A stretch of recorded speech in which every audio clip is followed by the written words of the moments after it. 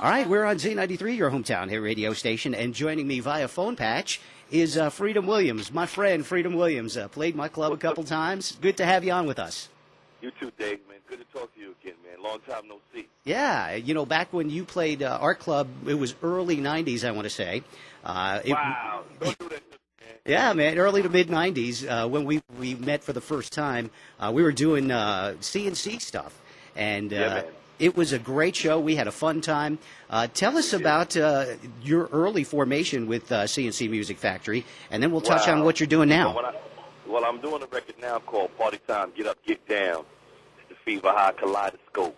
And it's kind of hot right now. I got great mixes by Steady, Pezza, the Caminiti brothers out of Europe. Great record. Actually, that was the original record.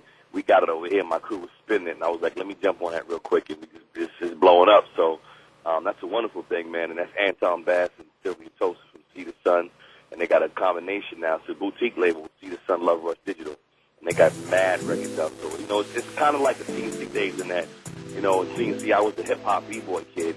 Right. And I always had the break beats in my bag, and I would always bring the break beats in the studio. I was an engineer back when we had 2-inch tapes, like 92, 93, and I would bring my break beats into the studio, and you know, I would just drop break beats on the Seduction record, the Luther Vandross record, and then I started to jump on the record. So it's kind of the same way now in terms of I got Anton producing, I've got Caminiti brothers again out of Europe, and I've got Steady and Hybrid Heights, Carlos. And so we just do, it's almost the same kind of relationship, man. You know, I come in, I add my flavors, you know, and, you know, I try to keep it raw. I try to keep it, you know, street. And you remember the CNC stuff, there was always a hard rap element to it. And, you know, we're just having fun, man, and the record's doing well. Well, you know, I'm actually underneath this. I don't know if you can hear it through the phone. I'm playing a little bit of the song Mario Carmita. Is that what it is? Yeah, Caminiti, yeah. Can you hear that? I do. I hear a little bit, yeah. So, I'm in Tobago, man, the Caribbean. I'm shooting a film called Rush that I wrote. So I'm actually outside, you know, in Tobago, man. It's nice out here, so I'm going very long distance. Well, you know, this has got a real different, it's kind of almost a little techno flavor. Is that what you had in mind here? Well, was that what you had in mind? Was that what I had in mind when I made the record? Yes. Well, the record, the record was just an instrumental, man, that we were spinning in the clubs, and it was so crazy. I just said I wanted to drop and change it up a little bit, cut it up a little bit, drop some hooks on it, and drop a verse or two on it, man. It's just the record is crazy. It's kind of like a CNC flavor in that, you know, it's hard on the floor, right. Crazy drums, and you know, it's got the rhymes in it. So it's definitely a little bit of dance, a little hip hop, a little party time stuff, you know. So, yeah, you've always been big in the club scene. We were talking out on the morning show this morning about, you know, the stuff we used to grind to in the 80s was CNC Music Factory, and now, year 2000, you've kind of taken that in a whole different direction, but still are maintaining that club feel. Yeah, that's the key. Well, you know, the reality of it is I'm really a b-boy at heart that loves dance music, so, you know, you just mix those formulas, and as you know, music is universal, man. I'm in Trinidad now, Tobago, and I'm actually doing a soca mix on that as well. With probably gonna do it with a hot group called Three Canal, and so I mean, again, soca's 120 beats per minute too. Right. So I mean, it's just, you know, universal, man. It just does whatever, you know. It's just that universal feeling. Well, it's just got such a good, you know, make you want to bounce feel to it. So, really enjoy the mix. Also, another good cut on there is Soul Shaker. What's the inspiration behind that? Well, you know, those guys, man, they've got their vibes, man. And like I said, it's a whole crew of us, man. And everybody's got their niche in the marketplace. They're doing crazy remixes right now. And, you know, they just go in, man, and just lace it with different flavors. And that's what happens, man. When you got a good foundation, like the Party Time Foundation, and a good verse, and you got good hooks, you know, it's like you could just come back and bring your crew in, and they can just touch the different flavors. But, you know, that's the Soul Shaker crew, and that's their style, you know what I mean? Right.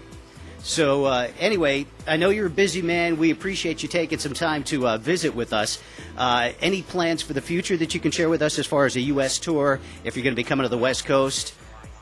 Yeah, I was just out this week, actually. I did a show over at the Nokia Theater in L.A., which was nice, about 5,000 to 10,000 people. So this single that you got is going to be released on Tuesday. I think it's the 15th or the 16th. I'll be in full production for the film at that point over in Trinidad. I'm shooting during Carnival.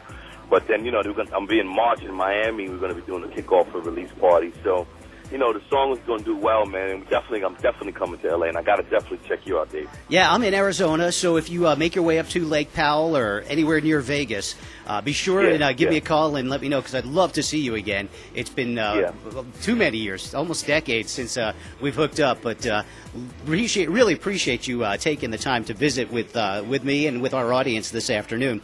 I'm going to break a little old school here, and maybe you can. Baby. I'm going to go out of this, and I'm going to play things that make you go and maybe you can tell me a little bit about what your inspiration was for that song, and and what the CNC days were like, and playing clubs and in the height of CNC, what it was like.